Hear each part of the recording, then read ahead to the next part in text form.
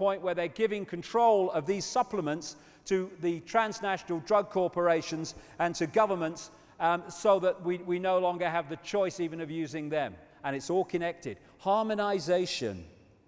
Harmonization. That means this. International law. It's the new great buzzword we hear all the time. International law. What is international law? It's a law that everyone on the planet has to obey. If you want a global fascist centralized state, what do you need to impose that? International law. That's why it's being talked about all the time. We have this electromagnetic soup that we're living in. Even some of the mainstream newspapers are talking about this.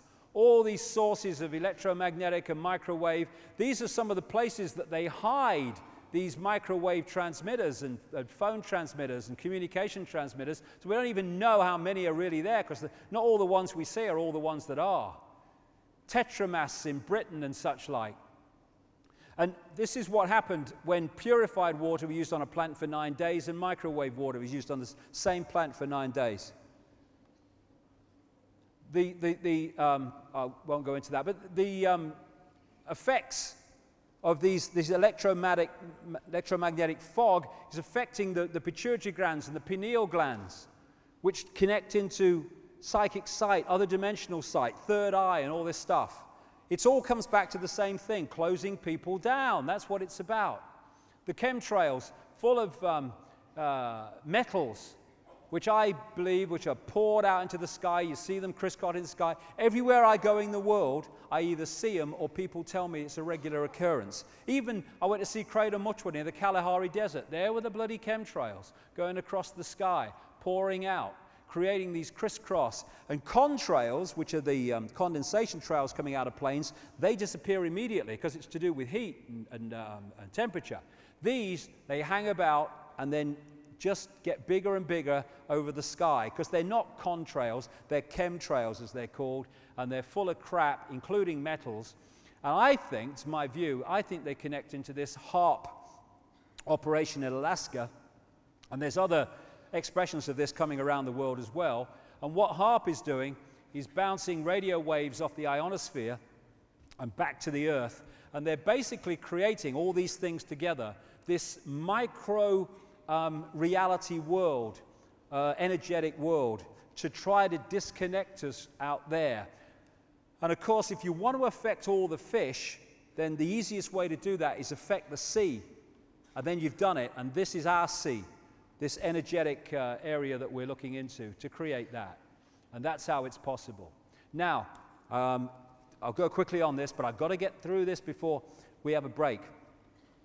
This has taken over from 9/11 as one of the great excuses for changing society and scamming us for money and taking away choice and all the rest of it. The carbon con. The greenhouse effect.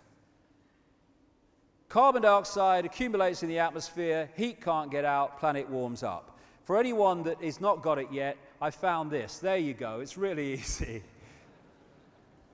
Right. Okay, global warming. Well, this is the guy behind it.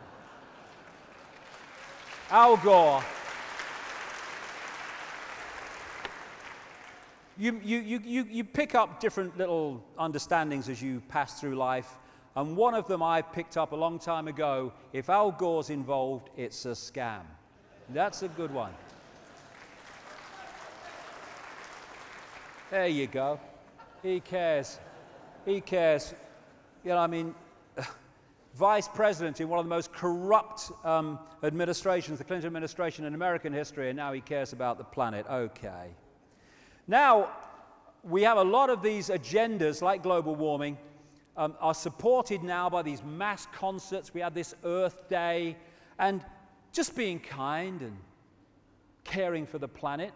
We have an Earth Day, Live Earth, Global Warming Survival Handbook by David de Rothschild. Thank you to the Rothschild family for that. Thank you very much. It must make their hearts sing that they're helping humanity so well. Now, computers. There's another kind of thing that people understand about computers. Shite in, shite out, okay? So that's summed up global warming for you. No.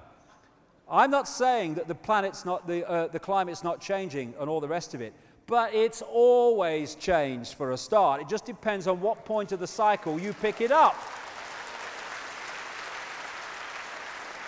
I read newspaper headlines. It's the hottest temperature since records began. Okay, when did records begin? 1862.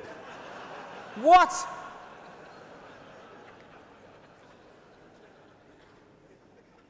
That's 10 seconds away in weather cycles. Talking about, man. Well, he told me to put crap in. He wanted crap out. I gave him what he wanted, yeah. He's nice, Al Gore. Survive. Global warming, survival. Oh, my God, the planet, our children, oh, my God. Frighten them. Core survival, oh, my God. And if they're frightened of surviving, they'll give their power away to people they think might help them survive. Give us your money. Give us your carbon tax. Let's look at your foot. Hey, what's your footprint? There you go. Al Gore's got a company, you know, with a bloke called Blood. They call it Blood and Gore in the city. I think that's very appropriate. Selling carbon bloody things to people. Making bloody fortune out of this bloody carbon footprint crap. Let's have a look at this. Now, there is an influence on Earth temperature you might have come across, right? I see it most days.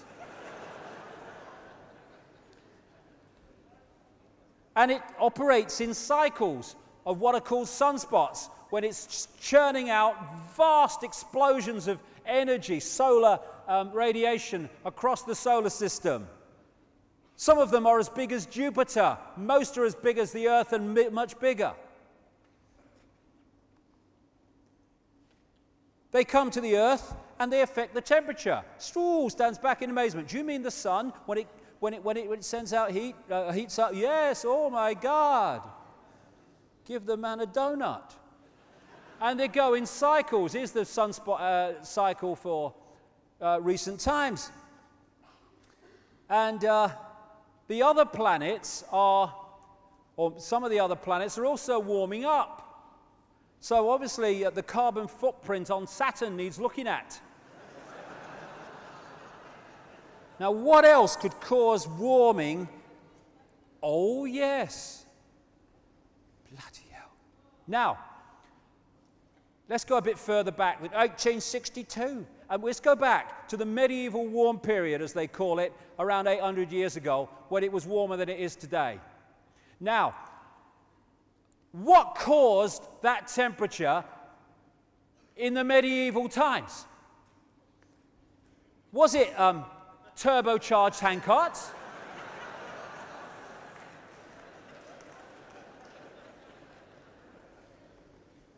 Could have been flatulent horses. Could be. Anything's possible when you're making it up. Dobbin's got the wind. I think we're in for a hot summer.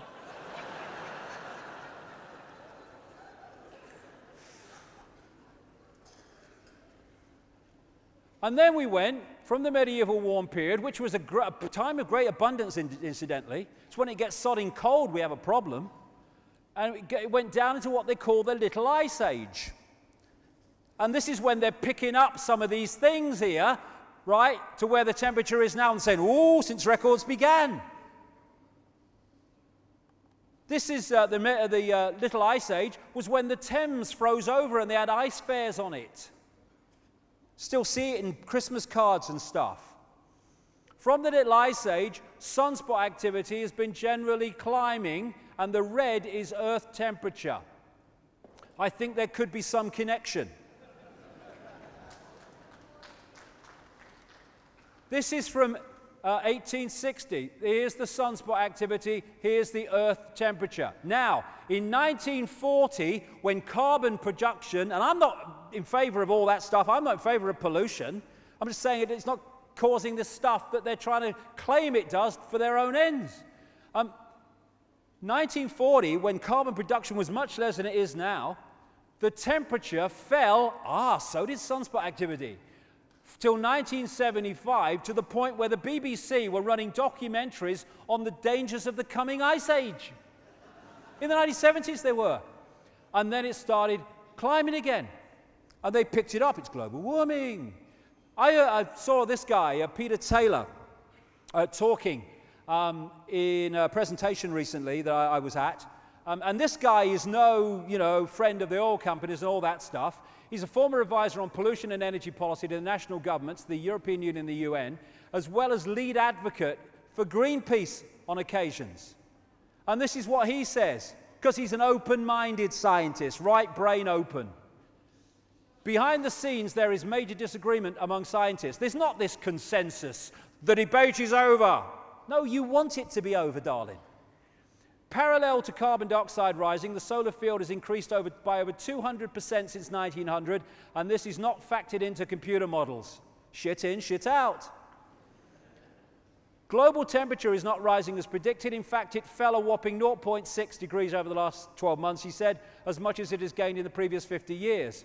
Many of the apparently random fluctuations of past temperature, like when the Vikings grew crops in Greenland, correlate to variations in the solar electric field. Between 1983 and 2001, cloud cover, according to the International Satellite Cloud Climatology Project, fell by 4%, more than enough to heat oceans and account for global warming. A spate of recent science shows that temperature oscillations are timed by solar cycles, that the jet stream is affected by the solar wind, and that past high and low points in the solar cycle correlate with past temperature swings.